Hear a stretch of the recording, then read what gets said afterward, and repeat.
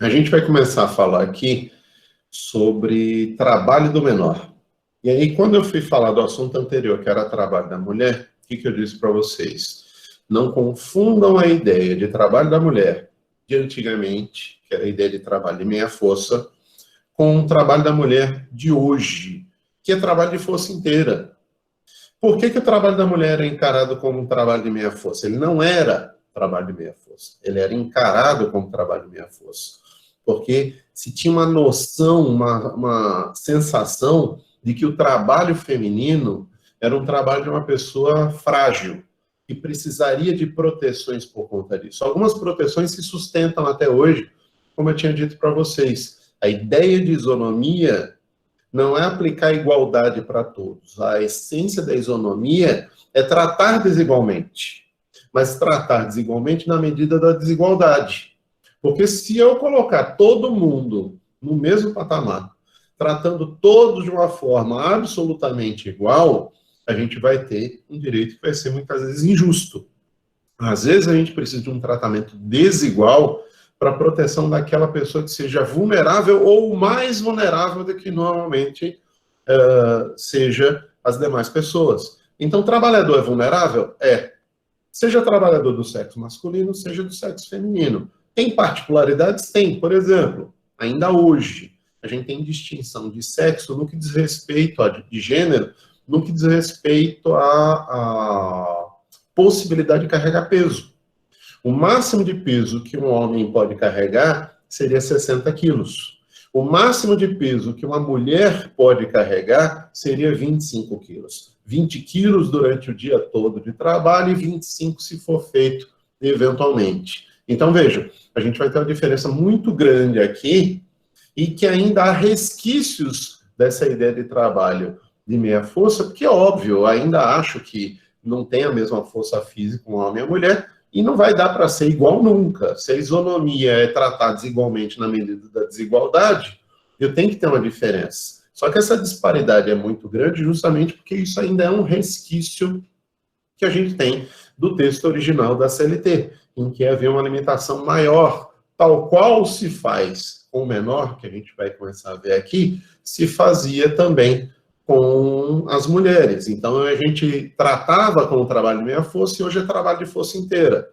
E as medidas de proteção que são dadas para a mulher, medida de proteção ao mercado de trabalho da mulher em face das discriminações que esse mercado tem com as mulheres. Então, recebe salário menor, tem menos oportunidades de ascensão profissional, tem menos oportunidades de trabalho, e por conta disso eu preciso de medidas mais duras, de um dirigismo contratual mais forte, nesse caso, para proteção contra a discriminação. Só que quando a gente vai falar de certos trabalhadores, que é o caso dos menores, a gente não está falando aqui de uma mera vulnerabilidade. A gente pode dizer aqui que a gente está falando de uma hipervulnerabilidade. Trabalhadores que sejam menores de idade, eles são encarados como hipervulneráveis. Então, não há só um vínculo de subordinação e de dependência do empregado em relação ao empregador, o que já geraria uma vulnerabilidade. Aqui, mais do que isso, há uma vulnerabilidade física, há uma vulnerabilidade psicológica, mental desse menor, que não tem a verdadeira noção de tudo aquilo que acontece à sua volta, precisando de uma proteção ainda mais diferenciada. Então, quando eu vou pesar na proteção do trabalhador, eu boto ainda mais peso quando o trabalhador é menor de idade. A gente vê isso historicamente desde o nascimento do direito do trabalho. Se a gente for fazer um estudo de direito do trabalho, que a gente já fez aqui, a gente vê que lá no começo do século XIX, salvo engano, em 1802, quando foi aprovada a primeira lei trabalhista na Inglaterra, a Moral and Health Act, ela limitou a jornada de trabalho aos menores de idade por 12 horas por dia. Vocês imaginam, se o menor tinha uma limitação deste tipo, imagine o que aconteceria se eu estivesse falando de um adulto ou do menor antes disso. Então, a gente começou toda a ideia de direito do trabalho fortemente protegendo os menores de idade, dada a ideia da vulnerabilidade. Hoje a gente pode dizer hipervulnerabilidade dos menores de idade. E aí, dentro dessa ideia, carece de algumas explicações. Primeira delas, quando a gente for falar de menor, trabalho do menor, ninguém está falando aqui de trabalho de incapaz. Trabalho do menor é uma coisa, trabalho de incapaz é outra. Independentemente de você ser capaz ou incapaz, porque eu posso ser emancipado, independentemente de eu ser incapaz ou incapaz, o trabalho do menor de 18 anos de idade, ele é tratado de uma forma diferenciada. Então, eu posso ser casado, eu posso ser um chefe de família, eu posso ter minha autonomia financeira e, consequentemente, ter capacidade civil plena, e ainda assim terei protegido os meus direitos como hipervulnerável, em função não da minha capacidade ou incapacidade, mas sim em função da minha menoridade. Então, primeira coisa que a gente vai ver. Segunda coisa que a gente vai ver, quando se fala de menoridade, a gente tem um costume, atualmente no Brasil, de pensar que a menoridade é a mesma para o direito todo, o que não é uma realidade. Se a gente for ver historicamente, direito civil até 10 de janeiro, 9 de janeiro, para ser mais preciso, porque 10 de janeiro entrou em vigor o Código Civil, até 9 de janeiro de 2003, o Código Civil determinava que eu era relativamente incapaz até os 21 anos de idade. Mas a legislação penal já colocava a minha imputabilidade a partir do 18. Então, vejam, não é porque hoje a legislação coloca, em grande medida, 18 anos como ponto de corte, para que eu deixe a menoridade e passe para a maioridade, que isso significa dizer que a menoridade vai ser sempre aos 18.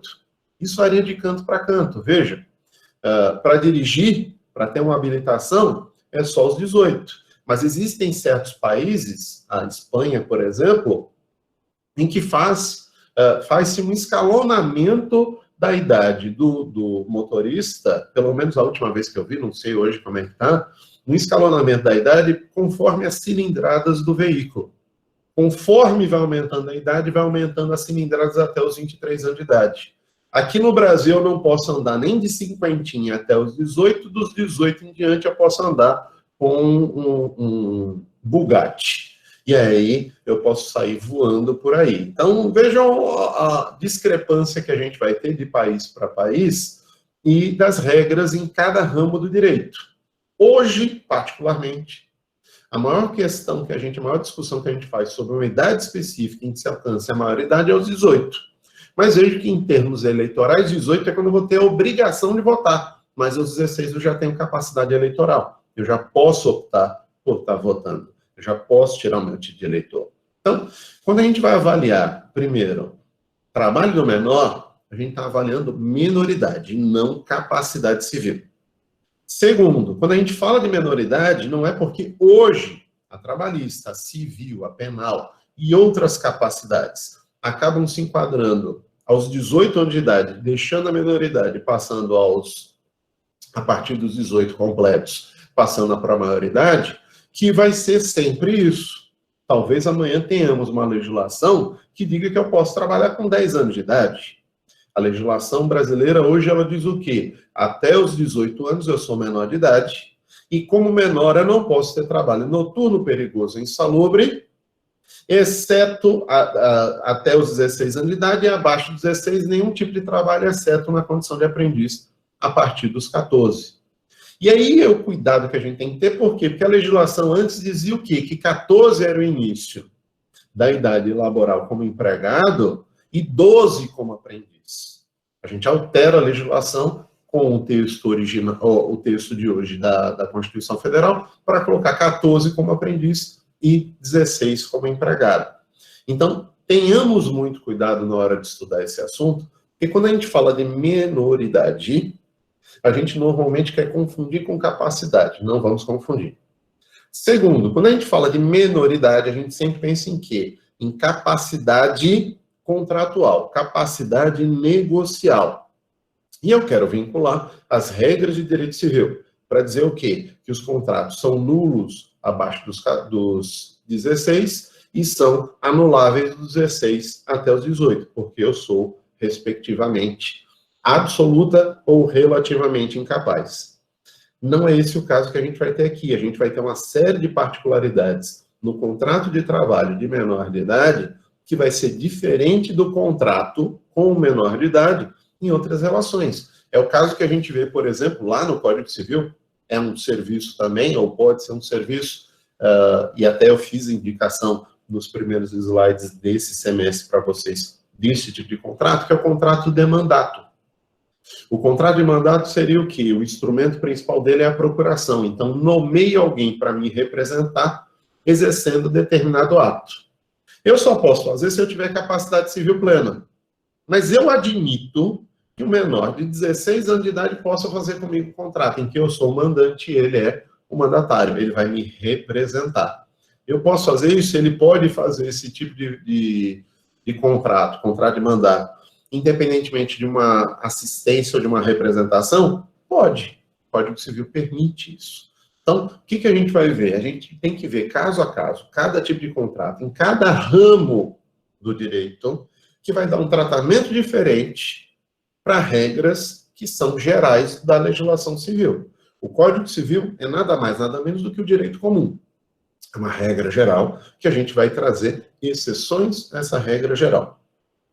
Mas esse assunto que a gente vai falar de trabalho do menor, talvez, eu já falei isso aqui para vocês, numa outra aula, numa outra oportunidade, talvez seja o assunto que eu mais acho que a gente tem que ter cuidado. Por quê? Porque, primeiro, como eu disse agora há pouco, quando a gente fala de menor de idade, a gente está falando de quê? Não de uma mera vulnerabilidade, a gente está falando de uma hipervulnerabilidade. Veja um caso de direito do consumidor. Todo consumidor é presumidamente, isso é uma presunção absoluta, é presumidamente vulnerável. Por quê? Porque eu tenho vulnerabilidade técnica, eu tenho vulnerabilidade jurídica, econômica. Existem N hipóteses de vulnerabilidade para você caracterizar o consumidor. Então, você pode ter jurídica, informacional, técnica, socioeconômica, e aí alguns autores colocam política legislativa, tributária, ambiental, outras formas de vulnerabilidade. Quando a gente fala de consumidor, a gente está falando de alguém que é vulnerável. Mas quando a gente vai falar, por exemplo, do menor de idade, consumidor ou futuro consumidor, a gente está falando de um hipervulnerável. Então, veja, eu posso fazer uma propaganda para vender um produto para vocês? Posso. É possível em canal aberto propaganda de produtos infantis para criança? Não é possível. Existe um horário específico para essas propagandas, existe uma vedação. Isso tem um efeito que não foi desejado e desejável, que foi não ter mais programação infantil em canal aberto. Só alguns heróis da resistência ainda mantêm esse tipo de programação. Mas, no geral, o que a gente tem? Eles deixaram de fazer. Mas por quê? Porque o Estado, no dirigismo contratual, resolveu proteger quem? Esse consumidor hipervulnerável que é o menor. É a mesma coisa que a gente vai fazer no direito do trabalho. A gente tem costume de confundir a ideia do trabalhador com hipossuficiência. Hipossuficiência é uma vulnerabilidade processual. Vulnerabilidade é uma temática de direito material. Eu acho que no direito do trabalho material, a gente tem que falar em vulnerabilidade, não em hipossuficiência. Não é sempre isso que a gente vê. A gente vê a maioria utilizando a expressão consumidor é vulnerável e trabalhador é hipossuficiente. Hoje a doutrina mais atual, em artigos, em textos mais novos, já começa a colocar a ideia do trabalhador como vulnerável e a hipossuficiência é uma questão processual, igualzinho a gente vê no direito do consumidor. A gente faz um ajuste para isso. Então, essa ideia de vulnerabilidade do trabalhador menor de idade, que alguns chamam de vulnerável, eu vou chamar de hipervulnerável, porque alguns chamam de hipossuficiente trabalhador, e o menor de vulnerável. Nesse caso, eu vou chamar ele de vulnerável trabalhador, e aqui, como é um trabalhador mais vulnerável do que o normal, hipervulnerável. Então, essa hipervulnerabilidade faz com que tenhamos um cuidado maior sobre o menor. E aí, o cuidado maior, no meu entender, e daqueles doutrinadores que eu sigo, é de uma proteção muito mais rígida, muito mais conservadora. Vocês sabem, vocês já assistiram aula comigo, não só nesse semestre, em outras oportunidades, que eu sempre procuro ter uma visão mais avançada de certas categorias, de certos institutos do direito. Família, para mim, não é para ficar fechada na família tradicional. Então, eu penso fora da caixa, eu vou um passo adiante. Mas quando eu vou falar de menor, eu entendo que aqui o tratamento tem que ser, sim, conservador. Talvez seja um dos únicos ou o único ponto que, na minha cabeça, eu entendo que há algum nível de conservadorismo. O conservadorismo aqui é de quê? De você proteger o menor, porque ele não tem ainda noção do perigo que é o trabalho, do perigo que pode advir de uma atividade laboral. Se a gente que é adulto muitas vezes não tem noção, a gente faz besteira, imagine o menor. O menor é aquele que de repente quer soltar a chave lá do chuveiro, o interruptor do chuveiro e não consegue soltar, e pega a pinça de sobrancelha da mãe e vai lá cavocar dentro da chave para ver se consegue soltar, porque não está conseguindo ligar o chuveiro. Que, óbvio, é uma atitude extremamente inteligente, ele vai tomar um choque e talvez até morrer. Tem menores que acabam fazendo isso e conseguem sobreviver. Outros não conseguem sobreviver. E outros são mais inteligentes, nem fazem isso porque têm a noção do perigo. Então, quando a gente está mais velho, quando a gente chega na maioridade, supõe-se que você tem a verdadeira noção do perigo e você vai ter certos cuidados. Então, quando você vai, por exemplo, trabalhar, você vai usar EPI. Mas para que eu preciso usar EPI? Que besteira, fica abafando, atrapalhando o ouvido, ou não consigo respirar direito. Agora a gente está nesse período de coronavírus, quando a gente eventualmente tem que sair, o que a gente faz? Bota máscara. A gente vai e sai de máscara. Eu não sei se vocês já pensaram no seguinte, cara, eu não aguento esses 15 minutos que eu fui no supermercado ou na farmácia para comprar alguma coisa, ficar com essa máscara.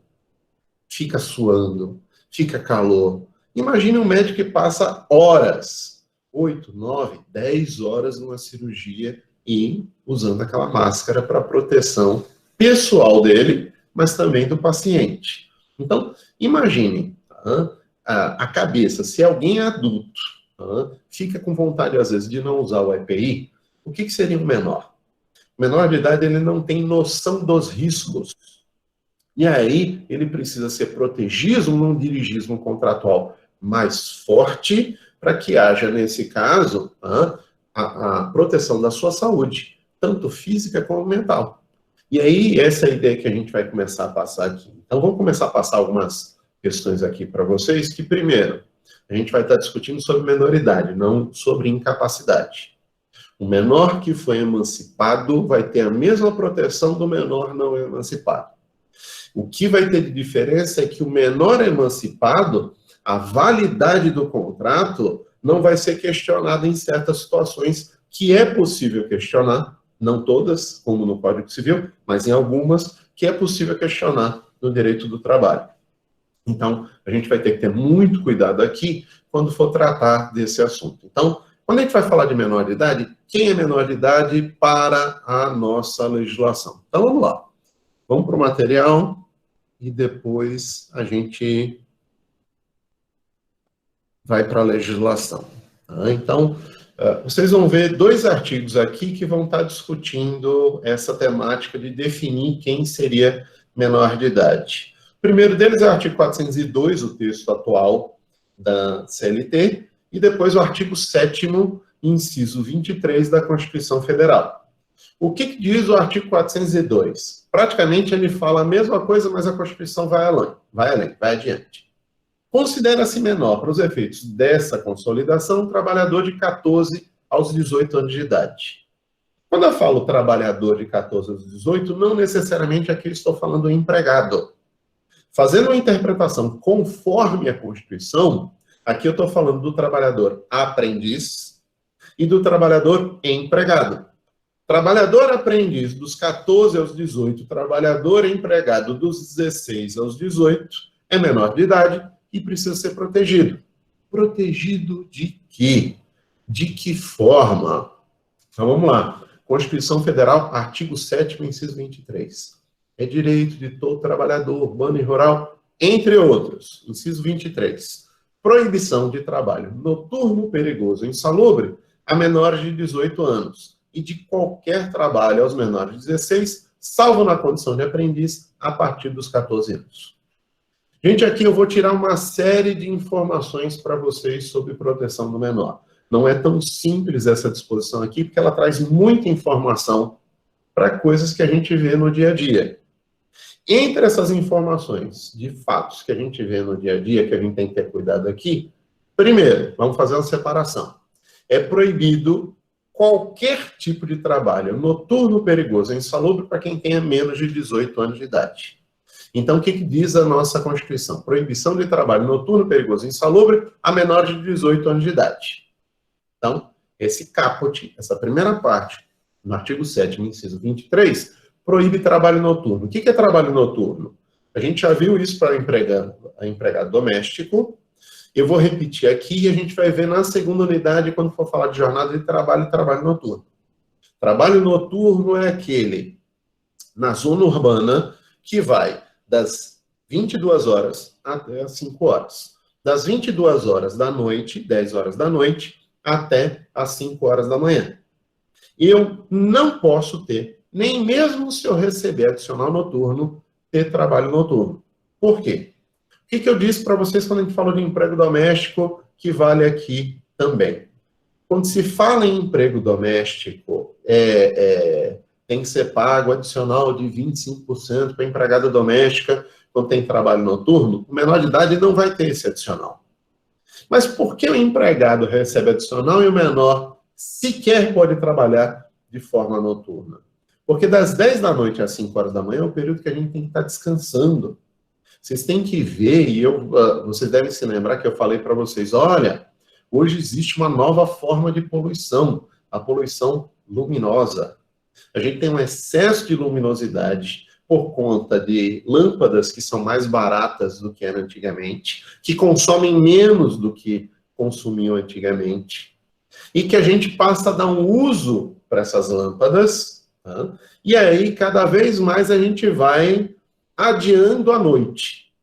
E chega num dado momento, quando a gente vai descansar, o corpo não descansa na mesma medida.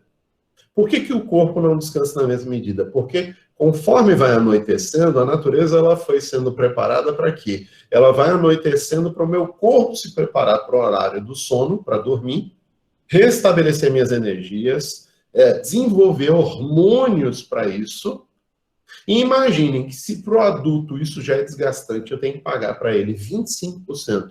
Regra geral na CLT 20%, mas no caso do emprego doméstico a gente viu 25%. Já que eu tenho que pagar um adicional por conta disso, imagine se é desgastante, eu tenho que pagar um adicional que é no emprego doméstico e no emprego rural, 1/4 do salário do trabalhador naquele período que entrar das 10 da noite até as 5 da manhã, no urbano, eu já falo para vocês do rural, imagine quem é menor de idade. Menor de idade é ainda mais desgastante. Então, menor é uma figura que tem que ser protegida, porque ele é o futuro da família, é o futuro da nação. E sem você ter um investimento em menor, você não vai ter futuro para o país. Então, a gente tem que começar a pensar nisso. Quando a gente fala isso, não é uma afirmação hipócrita ou afirmação de política ou algo do gênero. A gente, enquanto não colocar na consciência que a gente tem que investir em saúde e educação de menores, o futuro do país não vai ser diferente do presente, talvez seja até pior. Por quê? Porque investir em educação, os menores vão ser melhores do que os seus antecessores, porque cada vez a educação vai se aprofundando cada vez mais. E você investir em saúde desse menor, investir em saúde é proibir ele de trabalhar em horário noturno, é você ter mais saúde no futuro e evitar gastos do próprio Estado com problemas futuros na saúde desse trabalhador, que quando vai chegar na maioridade, vai começar a sofrer os efeitos da sua juventude. Então, o que a gente tem? A gente proíbe completamente o trabalho noturno, que na zona urbana é das 10 da noite até as 5 da manhã. Na zona rural, como é que vai ser? Depende. É atividade de agricultura ou de pecuária? Plantação, é plantio de frutas, de verduras, de legumes, ou cuidado, criação de animais? Se for a parte da pecuária, criação de animais, e aí quando eu falo pecuária, é pecuária, suinocultura, piscicultura, apicultura e assim por diante. qualquer criação de animais, você passa a começar o horário noturno das 8 da noite, 20 horas, e termina às 4 horas da manhã. Então, na zona urbana, que aplica a CLT, é das 22 horas, 10 da noite, até as 5 da manhã. Na zona rural, na parte da pecuária, ou de qualquer outra criação animal, vai ser das 8 da noite, 20 horas, até as 4 da manhã. Não pode menor de idade trabalhar além das 8 horas com pecuária. E não pode trabalhar aquém das 4 horas com pecuária. Mas ele pode trabalhar às 4h30 da manhã na pecuária, sim, porque a Constituição proíbe trabalho noturno. E o trabalho noturno na pecuária acaba às 4 horas da manhã. E na agricultura, fruticultura ou qualquer outro tipo de plantio, como é que vai ser? Vai ser das 9 da noite, 21 horas, até as 5 da manhã. Isso vocês vão ver lá no finalzinho do material desses slides, quando fala de jornada de trabalho e fala de adicional noturno. Aí eu explico isso, tem lá uma tabelinha explicando como é que funciona essa regra. Então, vejam. Menor não pode trabalhar em trabalho noturno. Qual o trabalho? É urbano? É rural? É rural de pecuária? É rural de agricultura? Dependendo da hipótese e da localidade que você esteja avaliando e da atividade que você esteja avaliando, você simplesmente vai ter uma diferença nesses horários.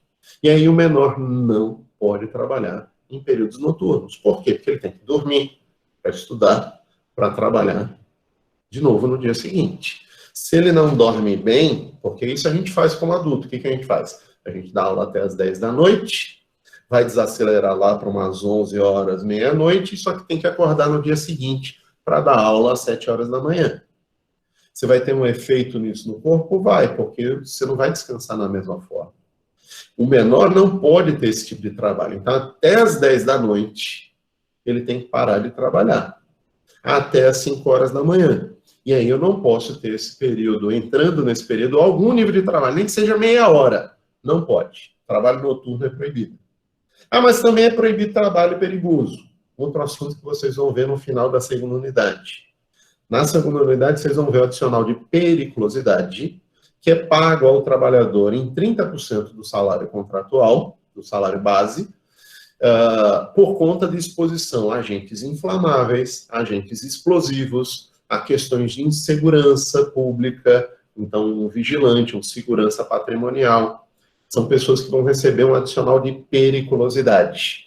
Também, na mesma medida do adicional noturno, é proibido ao menor, por quê? Porque se coloca em risco a vida humana de um adulto, imagine o que ele faz com um trabalhador menor de idade. Então, também não vou estar admitindo. E não vou admitir também trabalho insalubre, ou seja, exposição a agentes nocivos à saúde. Agentes físicos, agentes químicos, agentes biológicos, agentes ergonômicos, que ferem a saúde, prejudicam a saúde do trabalhador. E aí eu não vou admitir, nem mesmo pagando 10, 20 ou 40% do salário mínimo ao trabalhador, eu não vou admitir que o menor de idade tenha esse tipo de exposição. Então, ninguém abaixo dos 18 pode ter trabalho noturno, perigoso ou insalubre. Mas pode trabalhar? Pode trabalhar.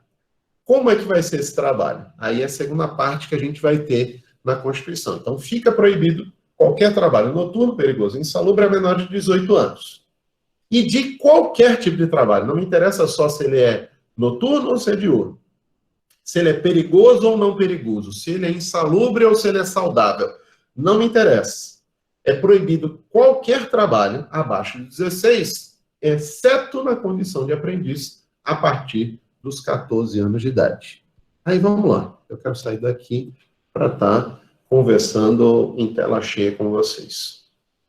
Para a gente estar falando de trabalho de proteção menor de idade aqui, a gente vai ter duas linhas básicas de raciocínio.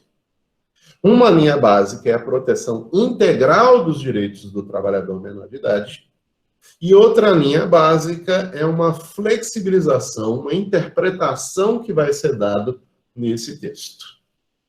Gente, eu tenho uma preocupação. Como eu sempre digo para vocês, a Constituição ela existe historicamente para diminuir poderes do Estado.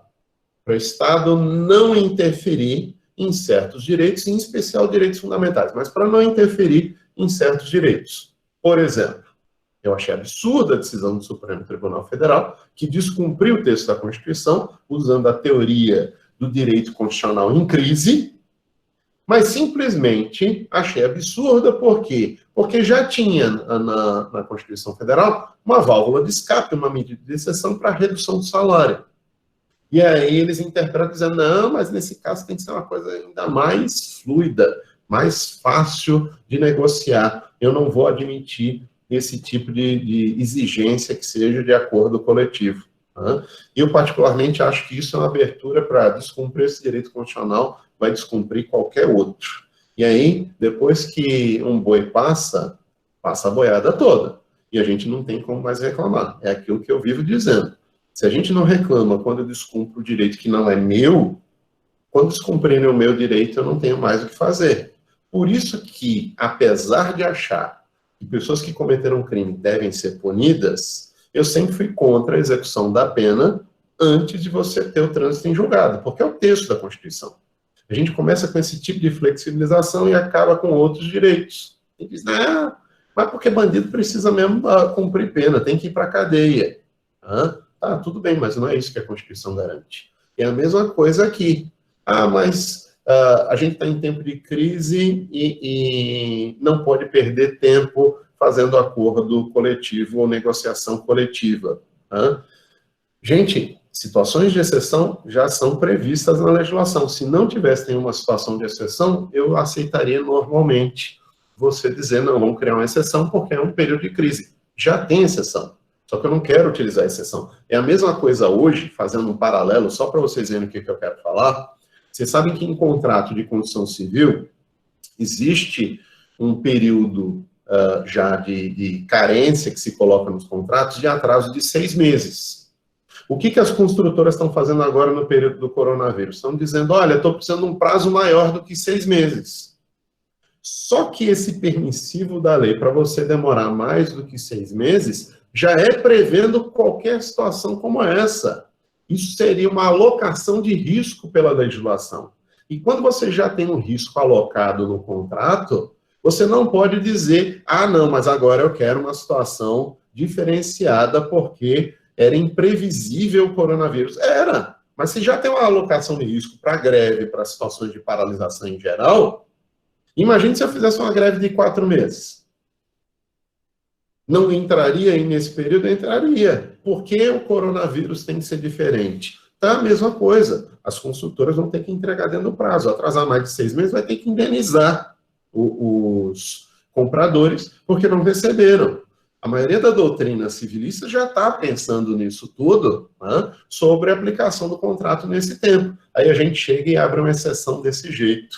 E tem um monte de advogado trabalhista apoiando isso. Eu, particularmente, não é porque eu trabalho com empregado e empregador que eu vou estar apoiando esse tipo de situação. Eu acho até que, apesar de descumprir a Constituição, a posição do Lewandowski era uma posição mais conciliadora. Não acho que é o que diz a Constituição, mas era mais conciliadora. Mas foram para o radical. Não, pode acordo individual e usar a teoria do direito constitucional em crise do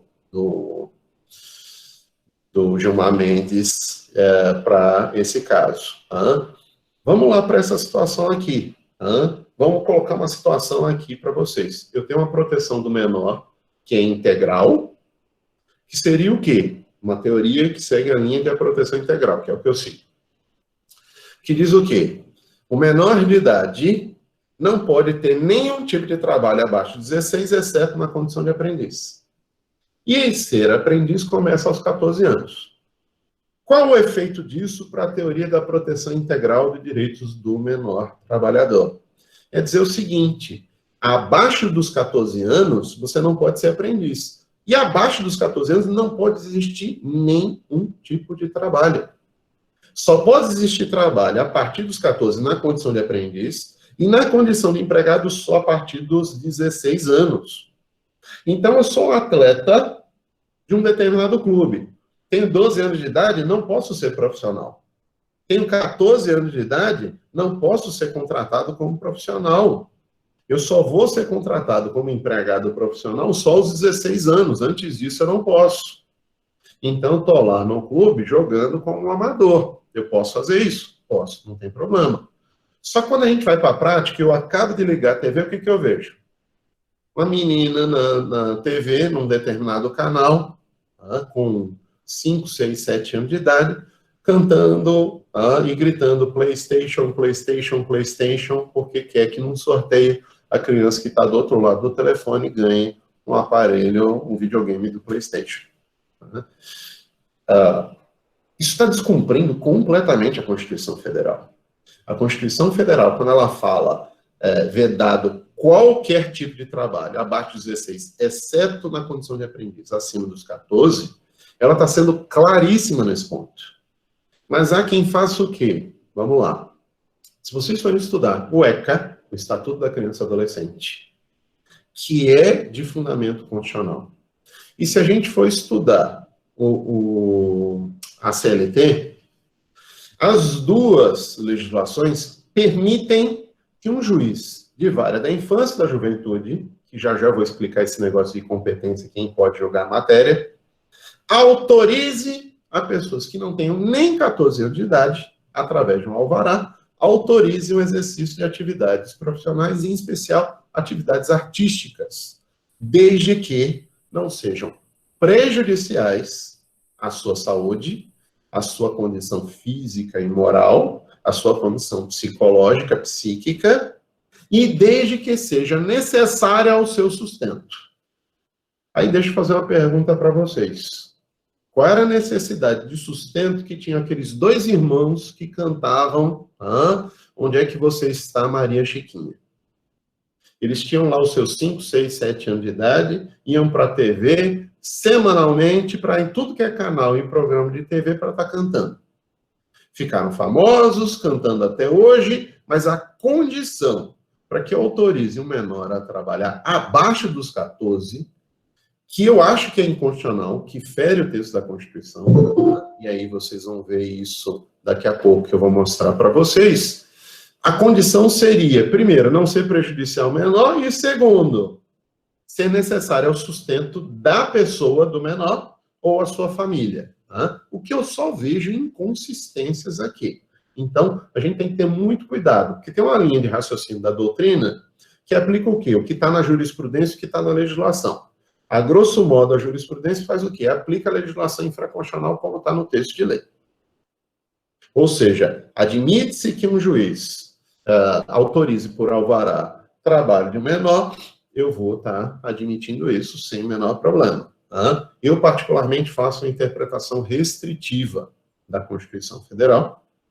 Por quê? Porque direito constitucional você só interpreta de forma extensiva direitos fundamentais, para você encaixar novos direitos, para você ampliar os direitos dessa pessoa. Mas quando você vai falar do texto da Constituição em geral, a exceção do rol dos direitos fundamentais, a interpretação é restritiva. Por quê? Porque se a Constituição, o papel dela é restringir o Estado, e se o Estado, ao legisla admitindo algo contrário ao texto da Constituição, contrário ao que o poder constituinte original determinou, nos cabe o quê? Nos indignar com essa situação e procurar uma declaração por via difusa ou por via direta da inconstitucionalidade da lei, que seja posterior à Constituição, e da não recepção de lei anterior.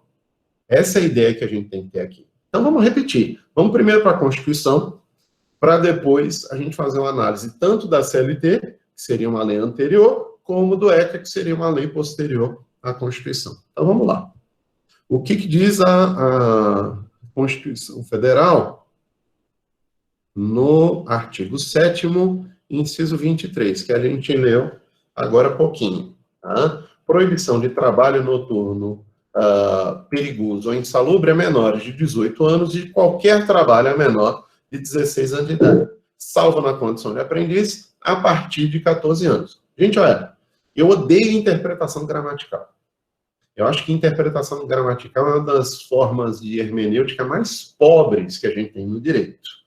Existem N formas de você interpretar o direito. Mas, gramaticalmente, isso daqui está claro. Você não precisa ir além dou uma interpretação gramatical para entender que qualquer coisa que seja trabalho abaixo dos 14, tá, vai ser proibido. E qualquer coisa abaixo dos 16, exceto na condição de aprendiz, vai ser proibido. Então, vamos lá. Proibição de trabalho noturno, perigoso e insalubre aos menores de 18 anos e de qualquer trabalho aos menores de 16, salvo, exceto, na condição de aprendiz a partir dos 14 anos de idade. E aí, o que a gente vê na nossa CLT? A CLT, quando vai no artigo 402 para definir, 402 e seguintes, para definir o que é trabalho do menor, vai chegar mais adiante e vai dizer o seguinte, vamos lá.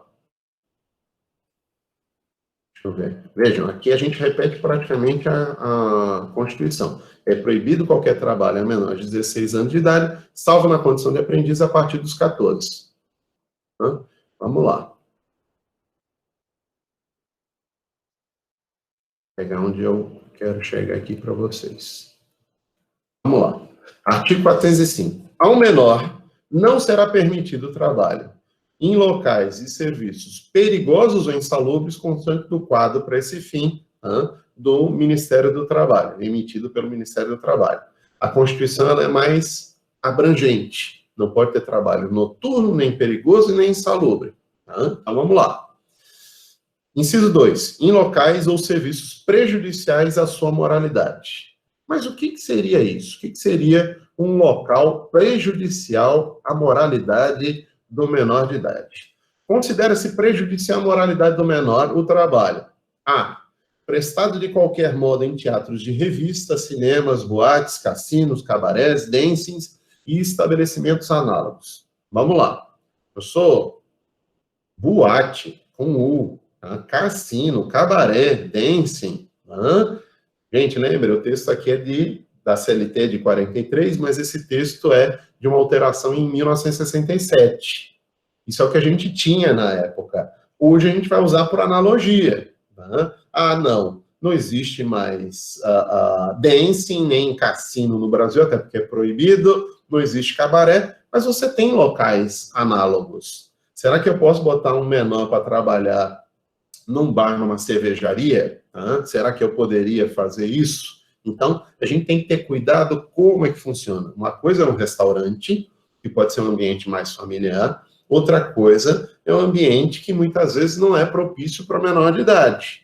E aí, como eu disse para vocês, nesse ponto eu sou conservador. Mas vamos lá. B. Empresa circense em função de acróbata, saltimbanco, ginasta ou outras semelhantes.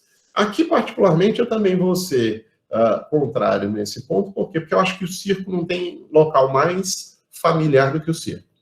O que existe é que algumas dessas atividades são fisicamente prejudiciais ao menor e que a gente tem que ter cuidado por isso. Mas vejam, o parágrafo está falando de situações moralmente prejudiciais ao trabalhador menor de idade. E, particularmente, eu acho que o circo é um ambiente familiar. Eu acho que não seria o problema aqui. Mas a CLT proíbe nesse caso. Mas vamos lá. Vocês vão ver que depois tem exceção nessa parte do circo e nesse caso da linha C. De produção composta, de produção, composição, entrega ou venda de escritos, impressos, cartazes, desenhos, gravuras, pinturas, emblemas, imagens e quaisquer outros objetos que possam, a juízo da autoridade competente, prejudicar a sua formação moral. Então, se eu estiver entregando, vamos lá, qualquer tipo de documento, venha visitar na boate de striptease ou algo do gênero, não pode ser menor de idade.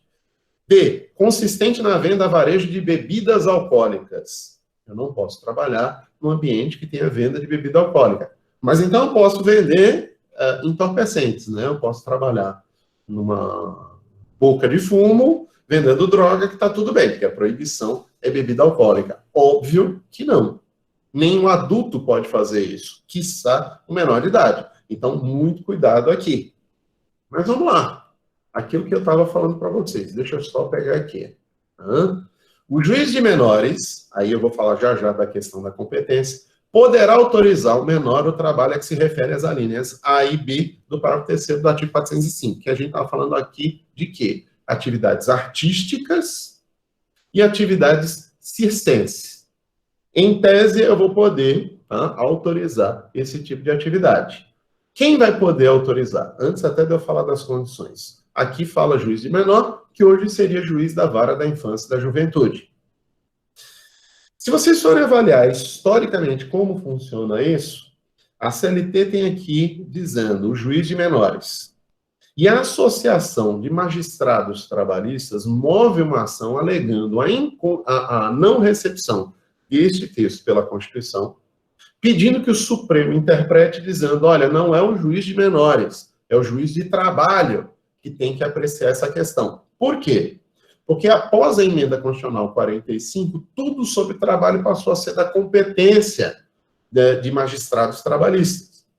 E aí, essa associação de magistrados trabalhistas, quando move a ação, o ministro relator chega a fazer um comentário. É a primeira vez que eu vejo alguém reclamando que quer ter mais trabalho. Aí, óbvio, fazendo uma brincadeira. Mas exatamente isso. A Justiça do Trabalho estava vocando para si a competência, que aqui no texto colocava para o juiz de menores, hoje juiz da vara da infância e da juventude. Recentemente, esse processo foi julgado pelo plenário, e a decisão foi qual? Foi que, na verdade, o texto da CLT deveria ser mantido por conta do ECA, do Estatuto da Criança e Adolescente, e por conta da Constituição determinar que o ECA vai regular os direitos dos menores, e não a CLT necessariamente. A CLT, nesse caso aqui, seria uma aplicação conjunta com o Estatuto da Criança e Adolescente. Então, quem de fato ficou competente? Durante um período que foi concedido a liminar, ficou para o juiz do trabalho. Mas aqui, neste período exatamente, no período atual que a gente tem, com a decisão definitiva do Supremo Tribunal Federal, passou a ser o juiz da vara da infância e da juventude o competente, com base no Estatuto da Criança e Adolescente, que a gente vai ver já já. Então, voltando. Eu não posso ter atividade em teatro, cinema, cabaré, cassino, dancing, todos aqueles termos que a gente viu lá, e não posso ter uma atividade em circo, na condição de saltimbanco, de acróbata, ou qualquer outro tipo de atividade. Mas pode um juiz da vara da infância e da juventude dar um alvará autorizando esse trabalho, mesmo que seja abaixo dos 14, e aí a minha irresignação com a afronta tanto do ECA como da CLT é o texto da Constituição Federal que diz que não pode haver nenhum trabalho abaixo dos 14, exceto na condição de abaixo dos 16, exceto a partir dos 14 na condição de aprendiz. Mas quando eu ligo a TV, eu vejo novela com um menino de 5 anos de idade, uma menina de 8 anos de idade. Quando eu vou para a rua, o que eu mais vejo é menor de idade trabalhando em idade que nem poderia trabalhar. E não é nem atividade artística. É vendendo bala, limpando para-brisa no meio da rua. E isso a gente não pode admitir. Porque lugar de menor é brincando. Lugar de menor é estudando. Lugar de menor só é trabalhando nos casos que a Constituição admite, que é o quê? A partir dos 14 como aprendiz e a partir dos 16 como empregado. Qualquer outra situação fere a Constituição Federal, desde que você aplique, como eu, a teoria da defesa integral de direitos do menor. Para quem não usa essa teoria, dá uma mitigada, uma flexibilizada no que diz o artigo 7º, inciso 23 da Constituição, para admitir a legalidade, a validade e constitucionalidade e a recepção, no caso da CLT, desses textos aqui. Então, o que diz lá? O juiz da vara da infância e da juventude poderá autorizar ao menor o trabalho a que se refere as letras A e B do parágrafo 3º do artigo 405.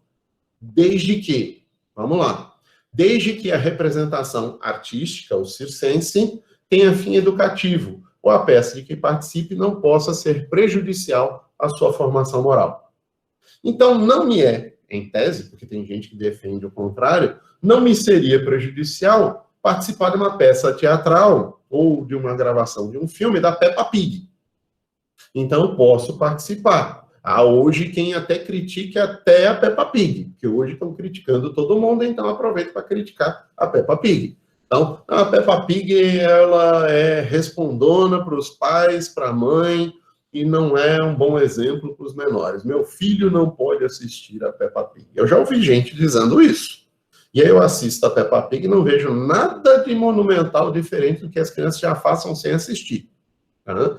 Tanto é que acaba lá o Papai Pig e a Mamãe Pig depois explicando como é que tem que ser feito. Mas vamos lá. Então, desde que a representação tenha fim educativo e não seja prejudicial à formação moral do menor, o juiz vai autorizar. Mas olhem o próximo inciso.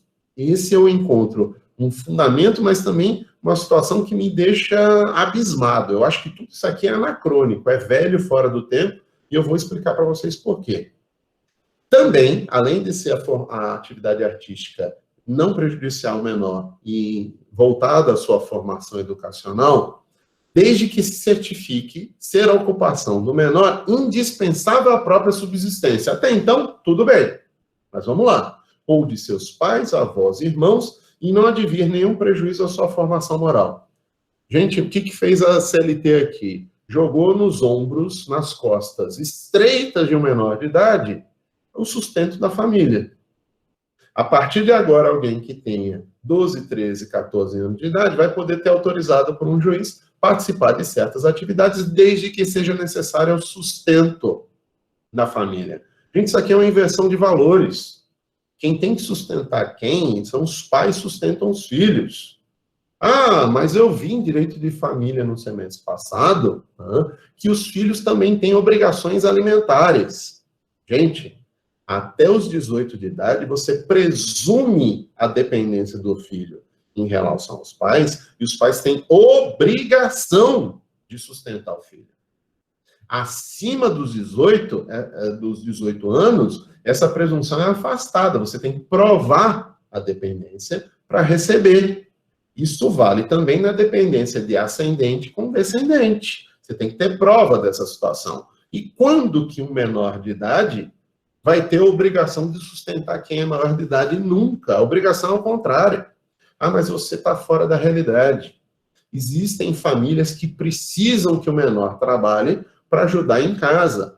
Gente, é aí que entra a política assistencial. Política assistencial serve para isso.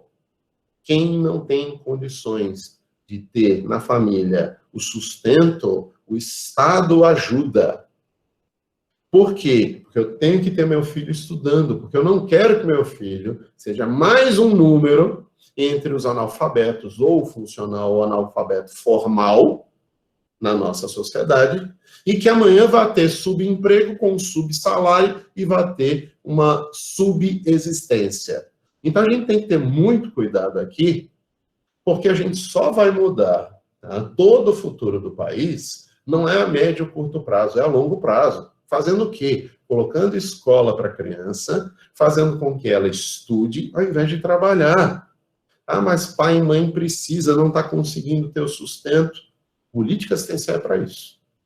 É isso que eu digo para vocês. Política assistencial não é para ser usada de forma eleitoreira. Política assistencial é para ser usada quando necessário. Como eu disse para vocês, como Ronald Reagan já dizia, não se mede o sucesso de política assistencial pelo número de pessoas que recebem, mas pelo número de pessoas que deixam de receber. Por quê? Porque essas pessoas foram inseridas socialmente.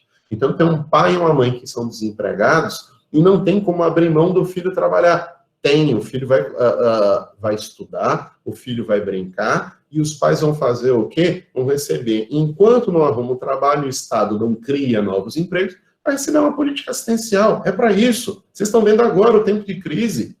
Está sendo criado N benefícios para ser ajudado quem não pode trabalhar. Ou porque está no informalismo, ou porque teve contrato suspenso ou contrato reduzido com jornada e salário. Aí entra a política assistencial.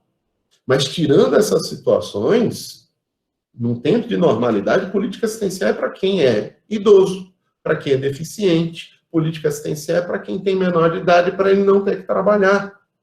O Bolsa Família serve para isso. Então, quando a gente vai falar de menor de idade, não é para ele ser o sustento da família. Quando a gente vai falar, olha, desde que se certifique ser a ocupação do menor é indispensável à própria subsistência, até eu acho minimamente aceitável isso. Mas quando se fala sustento ou, não é e, ou de seus pais, avós ou irmãos, aí eu vejo isso como um problema sério.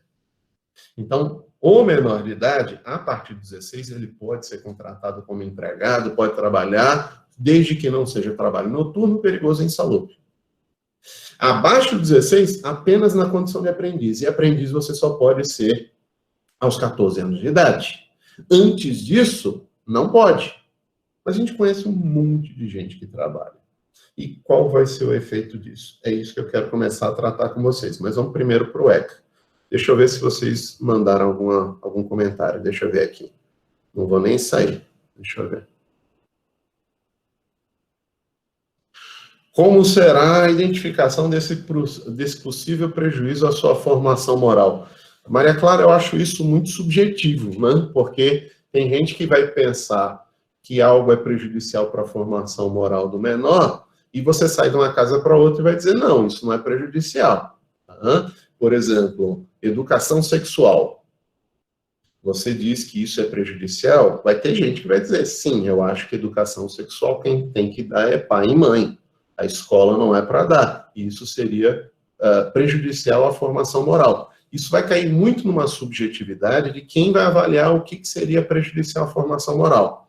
O que eu acho que tem que ser entendido é o quê? Formação moral levando com base em políticas públicas que a gente tenha e usando com base uma ideia do homem médio, do homem comum.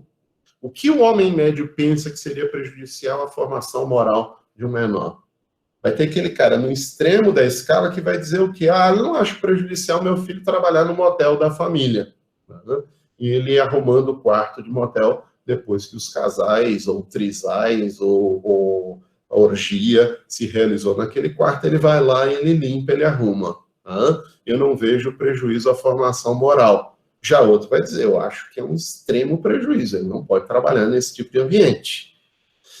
Um vai dizer, não acho que é um bar, um lugar apropriado para um menor de idade. O outro vai dizer, não vejo problema. Eu acho que isso vai muito pela cabeça da nossa sociedade que muda de tempo em tempo. Por exemplo, eu estava falando para outra turma, eu acho que eu já devo ter comentado com vocês, que meu pai mantinha uma vida dupla quando a gente morava em São Paulo. De manhã ele era advogado, e de noite ele botava uma capa e virava vigilante. Não, brincando. De noite ele ia para um forró que ele tinha, um salão de forró, e ia todo dia e ficava até de madrugada lá, cuidando do salão dele. Eu me lembro várias matinês de domingo que eu acabava indo, e para onde eu ia, que eu adorava, ia para o bar. E eu não ia para o bar para beber, eu ia ficar servindo tudo que era pinguço. Aí a pessoa dizia, eu quero bebida tal, eu misturava. Quero a outra bebida. Eu fazia a mesma mistura da primeira, porque eu não sabia a diferença de uma para outra, e os caras estavam tudo bêbado mesmo, não ia ver diferença. Eu só recebia o dinheiro e guardava. Era trabalho infantil? Gente, eu falar que isso é trabalho infantil é a mesma coisa que aquela deputada Carla alguma coisa, disse, mas eu vendia brigadeiro na escola para financiar as minhas aulas de tênis. Eu já tinha trabalho infantil, sofri trabalho infantil e nunca fui prejudicada por isso. Gente, pelo amor de Deus, tem uma diferença de trabalho infantil que essa senhora faz e este trabalho infantil aqui.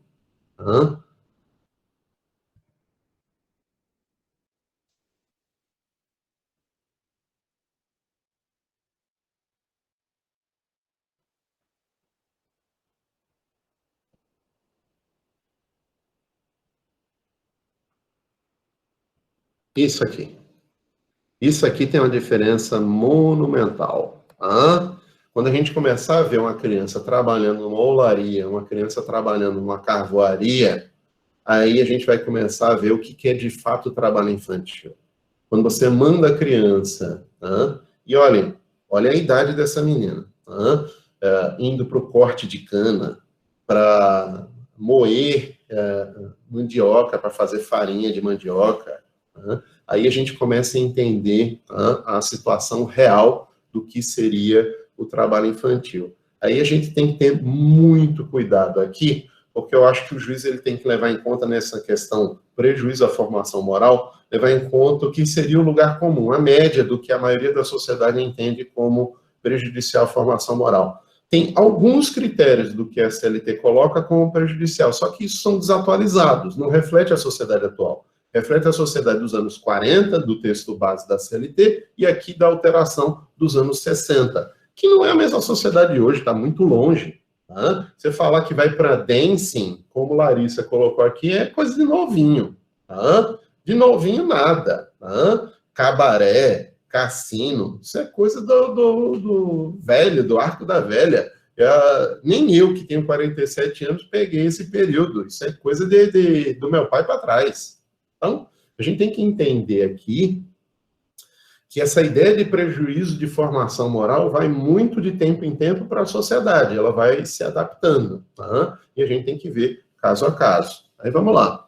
No caso B seria referência ao perigo. Sim, Larissa, seria em referência ao perigo, em especial de algum risco à saúde do trabalhador no circo, porque, na verdade, o trabalhador no circo, ele especificamente, ele tem que ter um físico diferente, tem uma exploração do corpo diferente, e a gente não está ainda acostumado. A flexibilidade de uma pessoa menor, de um menor de idade, é muito maior do que a nossa adulta, mas o corpo ainda está em formação e você ter lesões acontece com maior facilidade. Vejam, por exemplo, os atletas olímpicos de ginástica. A maioria é tudo novinho, 16, 17 anos, quando chega a 18, 19 já está velho, porque está tudo acabado. Acabou com tudo que era articulação. O circo vai fazer muito disso. E aí tem que ter cuidado nesse ponto. É mais em referência ao perigo e ao risco à saúde do menor. A Maria Clara está perguntando aqui, em relação à letra C. Às vezes nas carteiras de cigarro aparecem crianças atrás. Ou qualquer fotografia do tipo que mostre as consequências. Como fica essa imagem com esse artigo? Primeiro, isso aqui não seria nem tanto, Maria Clara, com a CLT. Seria mais do ECA, porque o ECA proíbe o uso de qualquer imagem de criança que possa advir em qualquer risco para o menor. Aí vocês vão ver no ECA, no Estatuto da Criança e Adolescente, que há essa proteção e que tem que ser tido muito cuidado.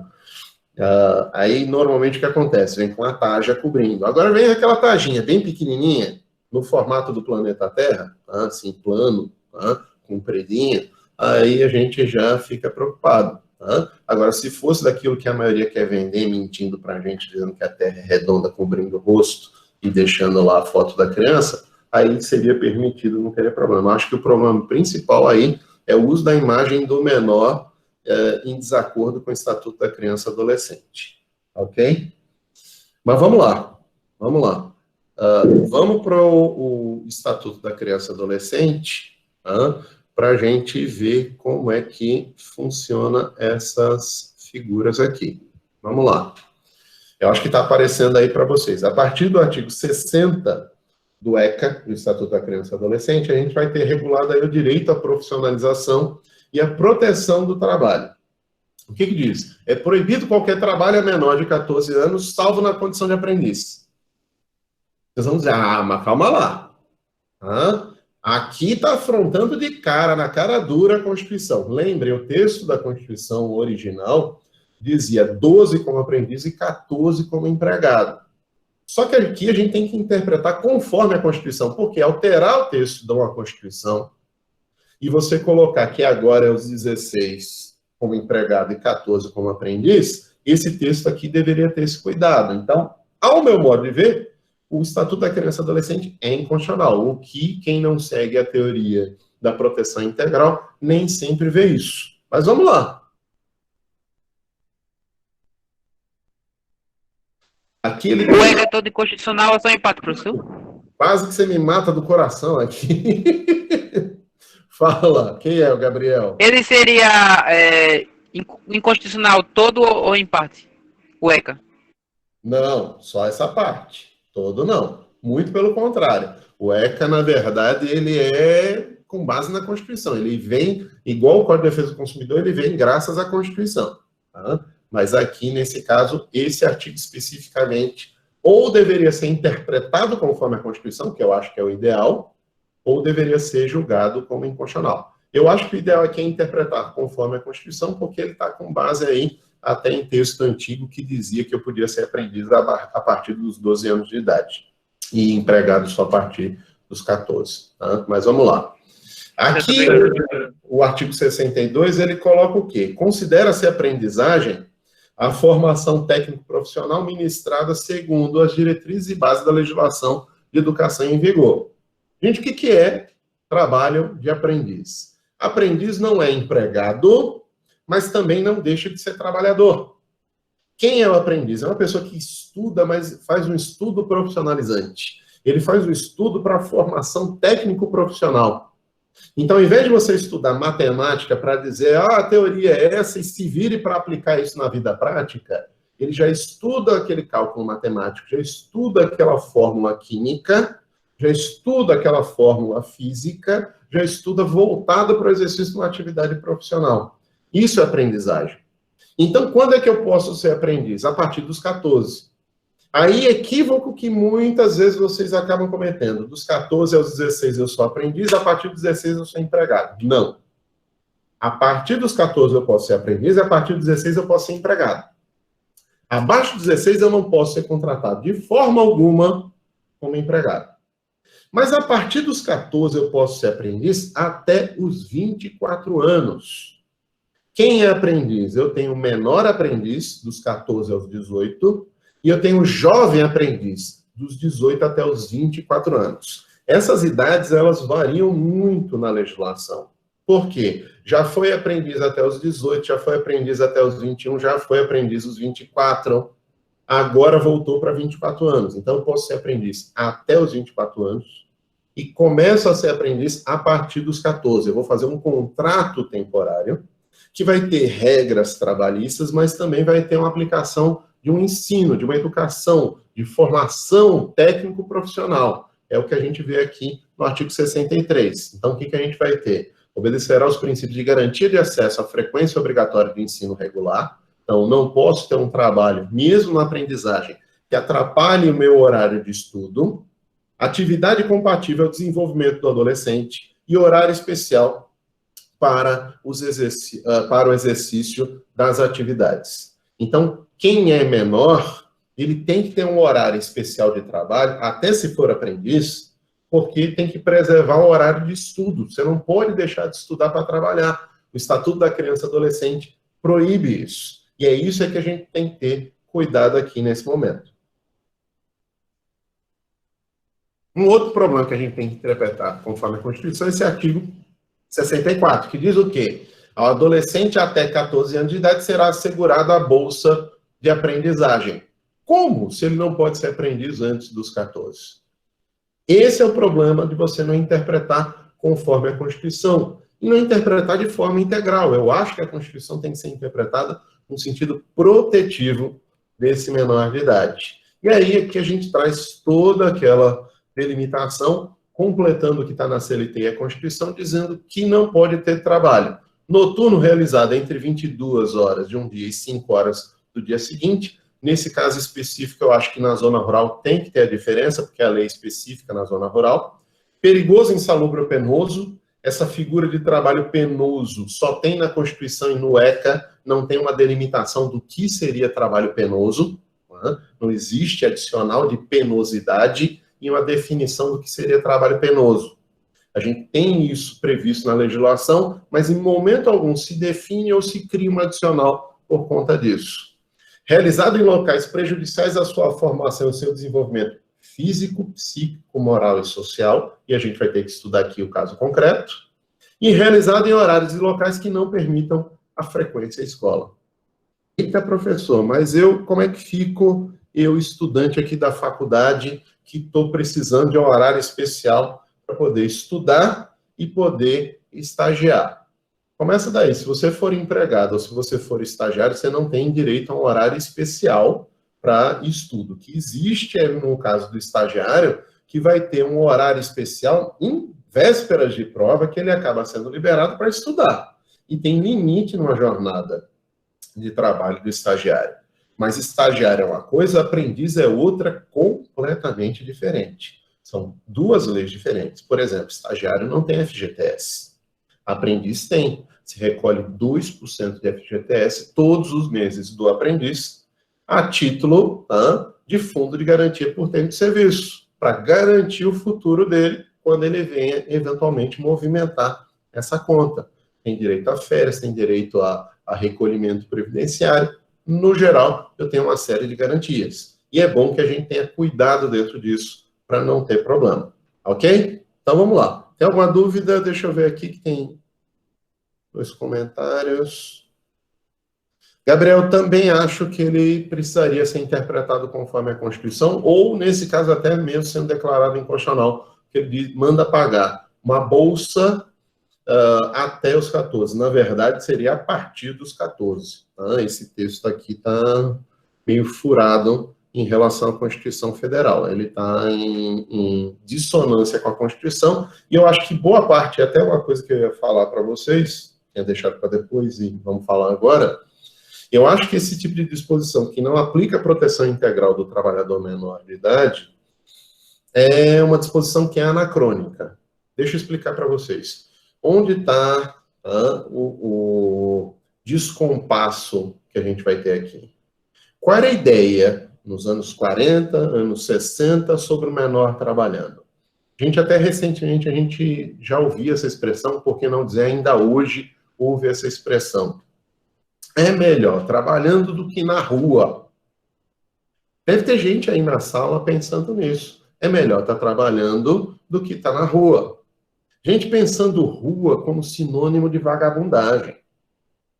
Mas rua não é sinônimo de vagabundagem. Rua, para mim, por exemplo, eu criança, e eu acho que isso deveria ser para todas as crianças, nem para a maioria, deveria ser para todas as crianças, a rua é algo lúdico.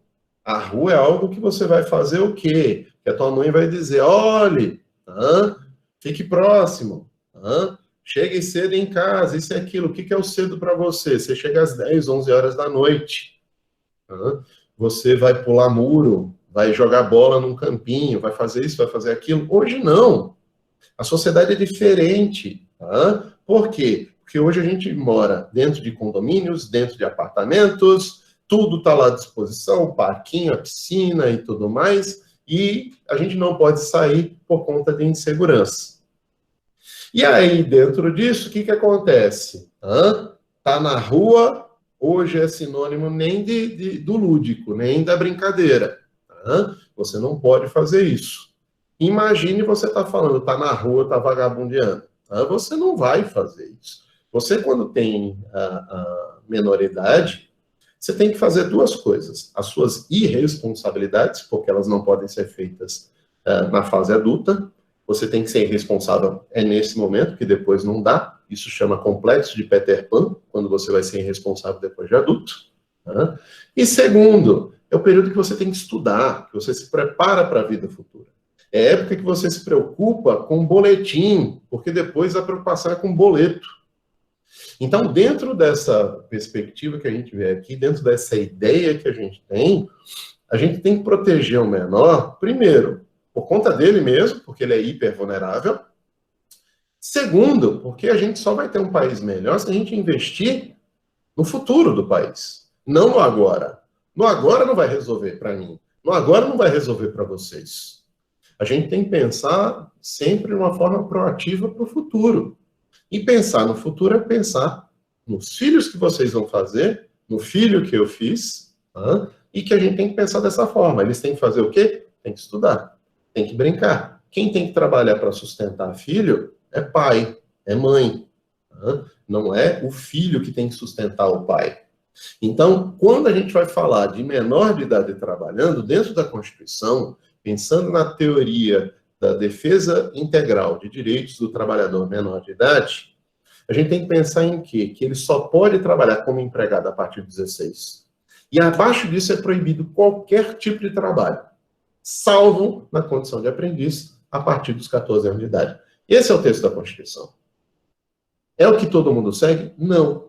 Na prática, quando você liga diariamente na TV, quando você vai para o cinema, você vê gente colocando para atuar menores de idade, com base nesses textos que a gente viu aqui. tanto da CLT como do Estatuto da Criança e Adolescente.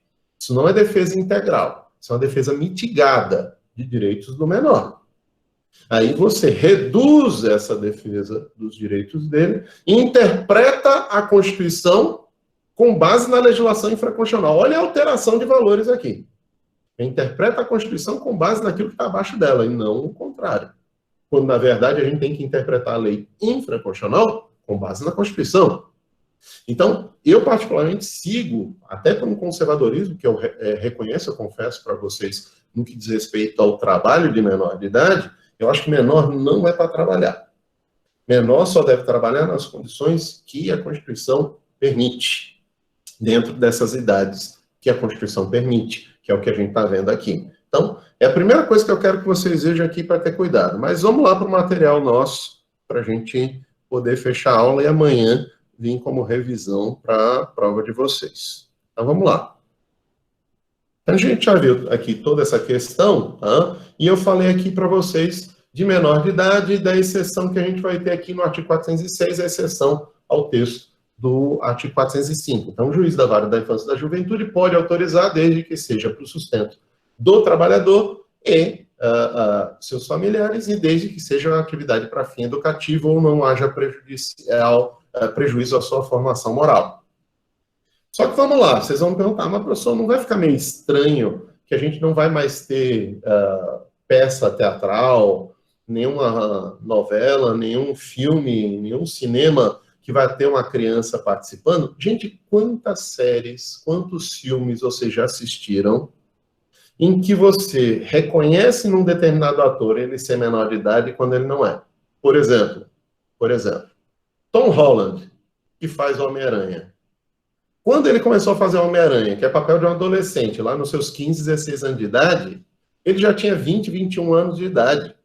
Quando ele fez aquele filme O Impossível, acho que é o nome do filme, um filme que um tsunami, é baseado em fatos reais, ataca lá, vai para um hotel e carrega toda a cidade embora, incluindo a família, ele é aquele menino que fica com a mãe. Tá? Ali ele fazia papel de ter uns 12 anos de idade, ele já tinha 16 para 17 anos, com aquela cara de moleque. Aquela série Smallville, com o Tom Wellington, alguma coisa assim, não me lembro o nome dele, aquele ator que fazia o Superboy, no Smallville, ele já tinha 20 e poucos anos naquela época, já tinha 19 no começo e depois, durante a série, tinha uns 20 e poucos anos de idade. Ele hoje tem quase a minha idade, eu estou com 47, ele está lá com seus 43, 44, 45 anos de idade. Então, veja, você assiste e diz, não, isso aqui é um adolescente. E vamos lá, para a principal situação. Todo mundo assistiu, ou muita gente aqui assistiu, aquele filme Os Tempos da Brilhantina, com John Travolta e Olivia Newton-John, que fazem papel de adolescentes que estão saindo da escola, ou seja, 17 anos de idade. Só que a Olivia Newton-John já tinha mais de 30 e o John Travolta tinha 20 anos de idade quando fizeram aquele filme. Ninguém reclamou. Todo mundo assistiu sem problema algum. Então, qual o problema que a gente tem? De repente, pegar menores de idade que não tem ainda uma formação e joga no teatro, joga no cinema, joga numa atividade artística, sem que ele tenha uma proteção por trás dele, para que haja uma formação verdadeira dele, sem que haja prejuízos no futuro.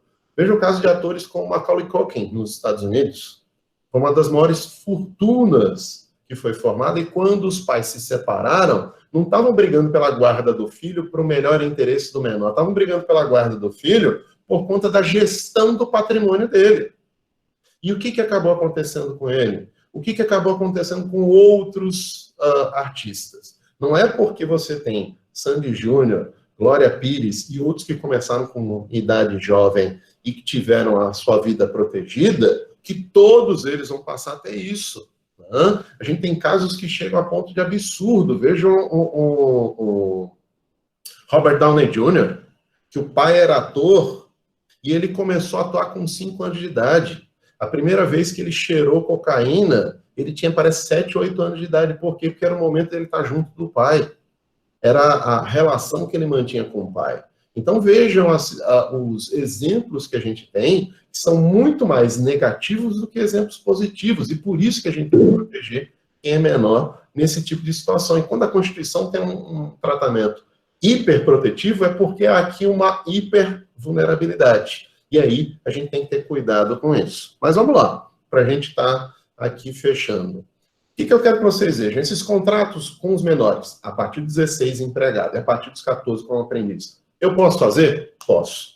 Esse contrato, se eu fizer sem a assistência ou sem a representação abaixo dos 16 dos pais, esse contrato é anulável ou nulo? Nulo se for de 14 aos 16 e anulável dos 16 até os 18? Não. A CLT ela vai fazer um tratamento da validade do negócio jurídico do menor trabalhador diferente do que faz o Código Civil. O Código ele diz que os atos de quem seja relativamente capaz são anuláveis e de quem seja absolutamente capaz são nulos, que não podem ser nem convalidados. A CLT ela diz o quê? Só é necessária, obrigatória, a participação dos pais, do representante do menor, na rescisão do contrato de trabalho. Enquanto esse contrato de trabalho ele é mantido, ou seja, firmar o contrato de trabalho, fazer pagamento de salário e dar quitação, o menor pode fazer sem que haja necessidade de participação do pai ou da mãe ou de qualquer representante legal. Eu só vou ter como obrigatória a representação ou assistência se for na rescisão do contrato de trabalho. Porque na contratação e na manutenção do emprego, no pagamento de salário, de férias, 13º, eu não preciso ter assistência ou representação. O que não significa dizer que os pais não podem impugnar esse contrato. Por exemplo, meu filho aos 16 anos de idade resolveu trabalhar. E eu acho que isso é prejudicial aos estudos dele. Eu vou lá, impugno e faço o contrato ser desfeito. Posso fazer isso? Pode. Isso vocês vão achar aqui na CLT. Vamos lá, artigo 408. Ao responsável legal do menor é facultado pleitear a extinção do contrato de trabalho, desde que o serviço possa acarretar para ele prejuízo de ordem física ou de ordem moral. Então, nisso eu posso interferir, mas não é necessário o meu aval para o contrato ser válido. E aí, vamos lá. O que diz o artigo 439 e 440? Está cortando, não estou conseguindo ouvir você. Deixa eu ler esses dois e explicar, eu vou... Vamos lá, tá cortando, parece que eu estou falando com um pato aqui. Vamos lá. É lícito ao menor... Vai, agora tô ouvindo, fala. Não foi ela, não, foi o Gabriel. Tá, vamos lá, depois eu respondo. Manda no texto que eu vou responder, porque está cortando o som, o áudio. Mas vamos lá. É lícito ao menor firmar recibo pelo pagamento de salário, tal qual fazer o contrato. Tratando-se, porém, de rescisão do contrato de trabalho, é vedado ao menor de 18 anos dar, sem assistência de seu responsável legal, quitação ao empregador pelo recebimento da indenização que lhe foi devida. Vejam, estou falando aqui de um contrato de quem? De um menor, que é hipervulnerável. O que eu faço? Eu digo, o pai pode impugnar se quiser, mas eu vou deixar ele trabalhar. Na hora da rescisão, vai precisar do pai e da mãe para dar assistência, porque sem essa representação, sem essa assistência, não vai ser válida a rescisão do contrato. E se tiver qualquer direito que seja descumprido, até que ele complete 18 anos, esse prazo não flui. Vejam, os prazos não correm contra os absolutamente incapazes no Código Civil. Na CLT, nenhum prazo corre contra menor de idade de 18. Aqui não me interessa se ele é relativo ou absolutamente capaz. Se é menor de 18, os prazos não fluem. Então, se os prazos pressionais são de 5 anos, nenhum prazo vai fluir durante esse período de trabalho de você, menor de idade. E aí a gente vai ter que ter esse cuidado. Aqui vocês vão ver o regramento que eu falei, do aprendiz, que é dos 14 aos 24, quando é menor aprendiz ou jovem aprendiz, o FGTS, eu coloquei aqui. E aqui são dois slides que eu quero que vocês desconsiderem, porque na segunda-feira da semana passada, o Bolsonaro revogou a MP 905, através da MP 955, que tratava sobre esse contrato verde e amarelo.